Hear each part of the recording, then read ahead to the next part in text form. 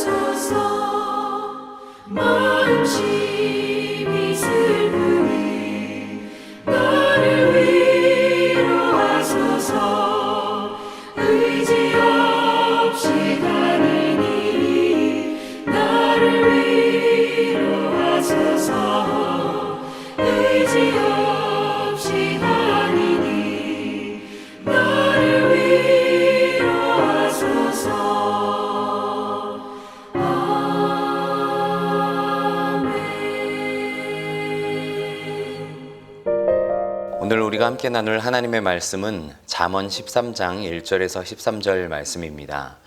그 가운데 1절에서 6절 말씀을 함께 봅니다.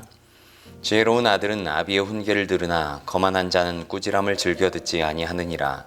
사람은 입의 열매로 인하여 복록을 누리거니와 마음이 괴사한 자는 강포를 당하느니라.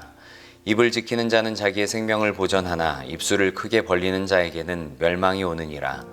게으른 자는 마음으로 원하여도 얻지 못하나 부지런한 자의 마음은 풍족함을 얻느니라. 의인은 거짓말을 미워하나 악인은 행위가 흉악하여 부끄러운 데에 이르느니라.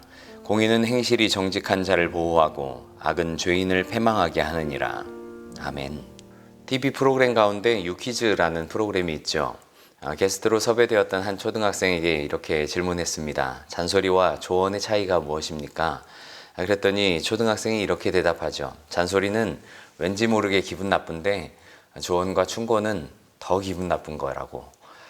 부모가 자녀에게 하는 잔소리 곱씹어 보면 다 맞는 말인데 이런 잔소리를 들으면 기분이 썩 좋지 않죠. 하지만 다 널 생각해서 하는 조언이야 라고 충고하는 듯 말을 들으면 이건 왠지 더 기분 나빠진다는 말이겠죠. 그렇지만 듣기 싫고 또 기분 나쁘다고 해서 그 옳은 소리, 조언과 충고에 귀 기울이지 않는다면 바른 인생 길에서 멀어질 수밖에 없는 것입니다. 잠언의 대부분을 기록한 솔로몬은 자녀들에게 신앙 안에서 바른 길을 걸어가도록 많은 격언을 남깁니다. 그런데 이것은 비단 솔로몬의 자녀들뿐 아니라 믿음 안에서 하나님의 자녀된 우리 모두가 깊이 새겨듣고 또 기억해야 할 말씀이죠. 오늘 잠언 1절 말씀은 이렇게 말씀합니다. 지혜로운 아들은 아비의 훈계를 들으나 거만한 자는 꾸지람을 즐겨 듣지 아니하느니라. 사실 잠언의 말씀을 읽고 묵상할 때 계속 반복되듯이 귀찮은 잔소리같이 여겨질 때가 많습니다. 하지만 아버지의 훈계를 듣는 것처럼 계속 우리 마음 한켠에 찔리듯이 불편해지는 것도 사실이죠. 하지만 하나님의 말씀을 대할 때 때론 훈계와 같은 따끔한 말씀까지도 신앙 안에서 우리를 바르게 살게 하시려는 하나님의 깊은 사랑이 담겨 있음을 기억해야 합니다. 오늘 말씀은 특별히 지혜로운 아들이 이 아비의 훈계를 경청하고 또 새겨 듣듯이 우리가 가져야 할 바른 신앙 안에서의 삶의 태도를 말씀하고 계십니다.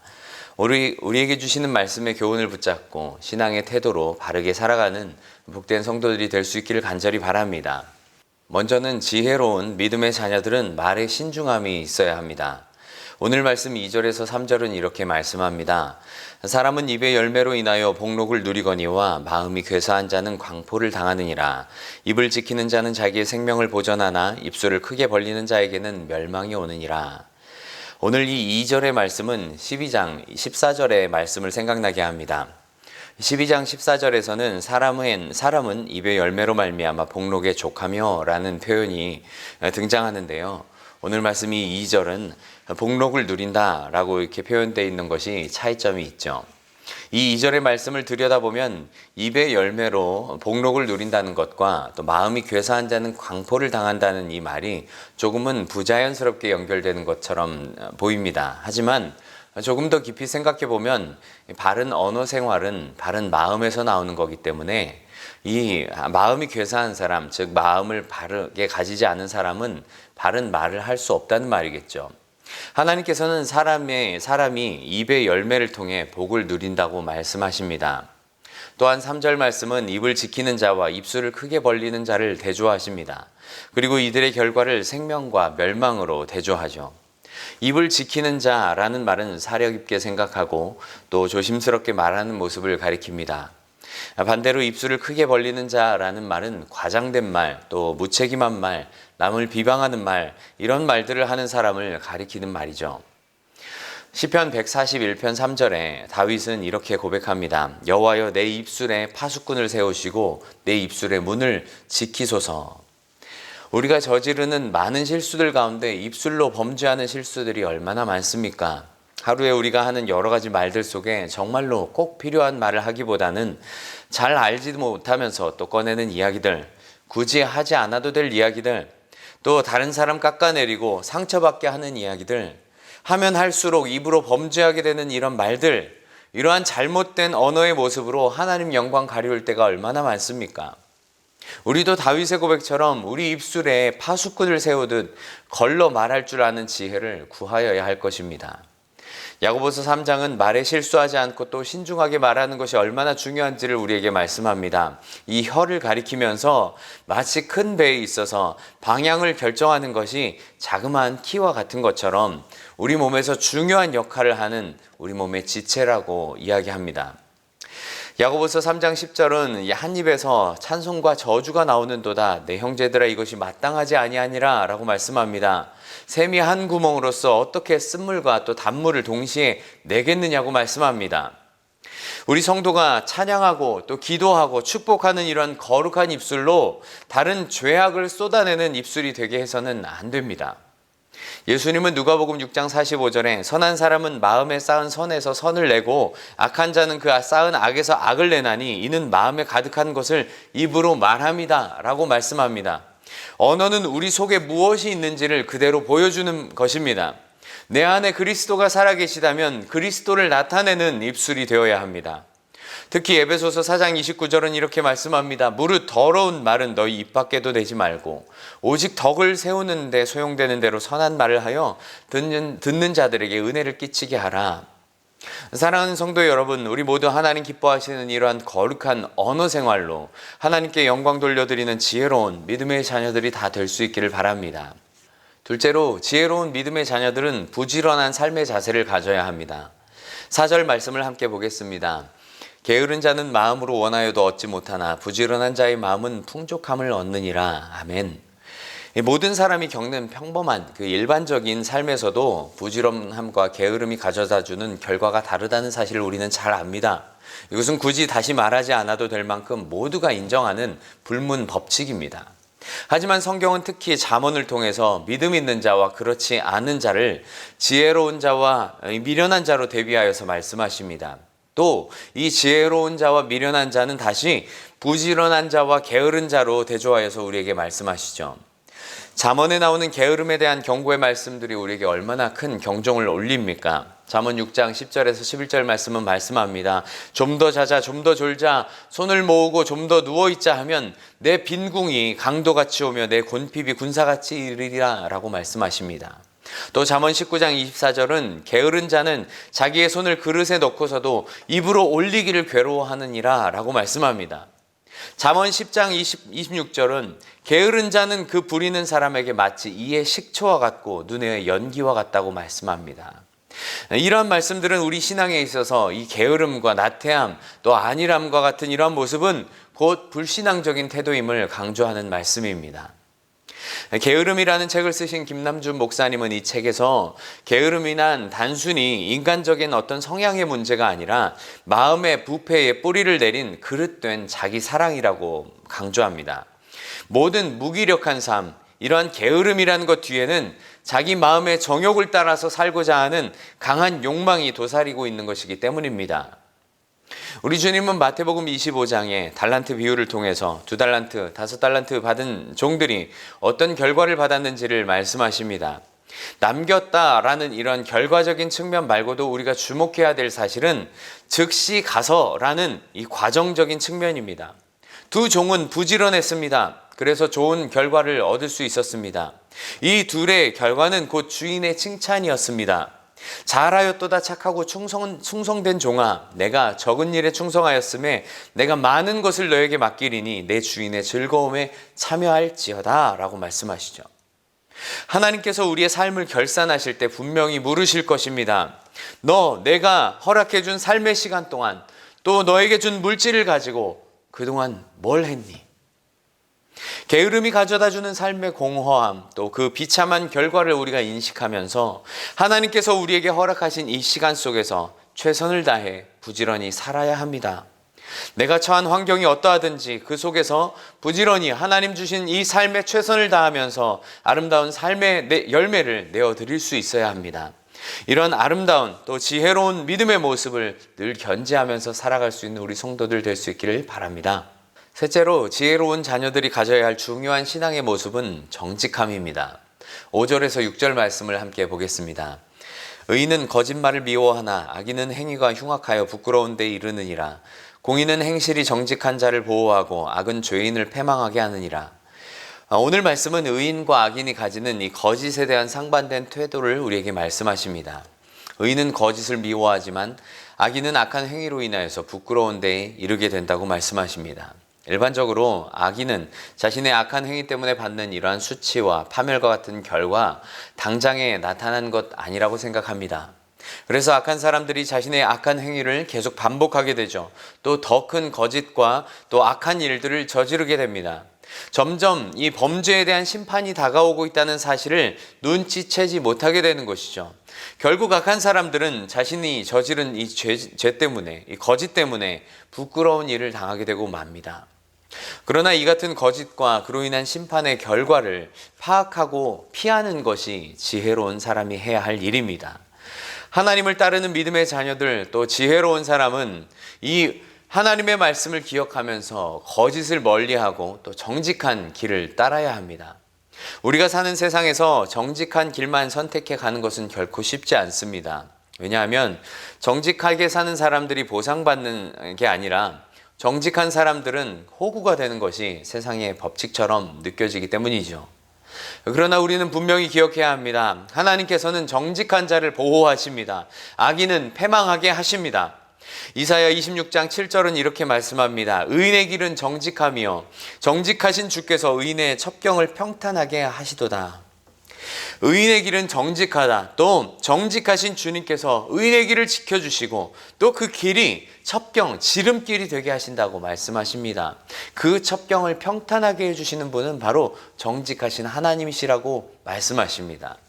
그리스도인은 누구보다 정직해야 합니다. 거짓이 없어야 합니다. 누가 봐도 진실하고 신뢰할 만해야 합니다. 무엇보다 하나님께서 정직하신 분이시기 때문입니다. 또한 정직한 자의 편을 들어주시고 정직하게 사는 사람들을 인정해 주시는 하나님이시기 때문입니다. 이 신앙의 모습으로 믿음 안에서 정직한 삶을 사는 지혜로운 자녀들이 될 수 있기를 간절히 바랍니다. 당연한 것을 자주로 반복해서 말할 때 우리는 이상하게도 잘못된 면역기제가 발동합니다. 이것을 잔소리처럼 여깁니다. 그러나 오늘 말씀은 다시 한번 우리에게 지혜로운 아들들에게 하듯 훈계로 강조하며 우리에게 말씀하십니다. 지혜로운 자녀라면 그 잔소리의 속뜻을 생각하면서 자신의 행동과 삶을 고치려 할 것입니다. 너무나도 당연한 이 그리스도인으로서의 삶의 자세이지만 오늘 이 시간 하나님께서 주시는 이 훈계의 말씀을 새겨 들으면서 우리 마음에 다시 한번 이 말씀을 새길 수 있기를 간절히 바랍니다. 그리스도인이기 때문에 우리는 입술을 지키면서 살아야 합니다. 주님 맡겨주신 시간 속에서 또 이 물질을 가지고 최선을 다해서 부지런한 삶을 살면서 하나님 기뻐하시는 아름다운 삶의 열매와 결과들을 맺어갈 수 있어야 합니다. 또 하나님의 심판을 기억하고 이 거짓 없이 정직하게 살아가는 성도들이 되어야 합니다. 이러한 신앙의 모습으로 이 땅에서 하나님 나라의 삶의 원리로 살아가는 가운데 하나님 약속하신 아름다운 생명의 복을 누리는 복된 성도들 다 될 수 있기를 주님의 이름으로 간절히 바랍니다. 함께 기도합니다. 사랑과 은혜가 풍성하신 하나님 아버지, 우리를 복된 하나님 자녀 삼아주시고 또 하나님의 귀한 말씀으로 살아갈 수 있도록 늘 인도하심을 감사합니다. 악한 세상 속에 살면서 우리도 내 삶의 기준과 방향점을 세상에 두고 살 때가 많음을 회개합니다. 세상 사람들과 똑같이 살아가는 지혜 없는 자의 삶이 아닌 하나님 기뻐하시는 방법으로 세상 살아가는 지혜로운 믿음의 자녀 되게 하여 주시옵소서. 우리의 입술에 파수꾼을 세워주시옵소서. 하나님 기뻐하시는 말로 많은 사람들에게 은혜를 끼치며 살아갈 수 있도록 인도하여 주시옵소서. 지혜로운 언어 생활을 통해서 내 안에 살아계신 예수님만 높이게 하여 주시옵소서. 우리에게 맡겨주신 소중한 시간과 물질 허비하지 않게 하여 주시고 지혜롭게 부지런히 맡겨주신 일에 최선을 다하여서 믿음의 모습으로 살아갈 수 있도록 인도하여 주시옵소서. 또한 거짓이 흉흉한 세상 속에서 그들의 삶의 결과를 하나님께서 심판하심을 기억하면서 똑같이 악한 모습으로 살게 하지 마시고 정직한 사람으로 신실한 사람으로 진실한 신앙인으로 어디를 가나 인정받으며 그리스도인다운 사람의 모습으로 살게 하여 주시옵소서. 오늘 하루도 성령께서 우리의 삶을 붙드시고 인도하시기를 원하오며 이 모든 말씀 예수님의 이름으로 간절히 기도드리옵나이다. 아멘.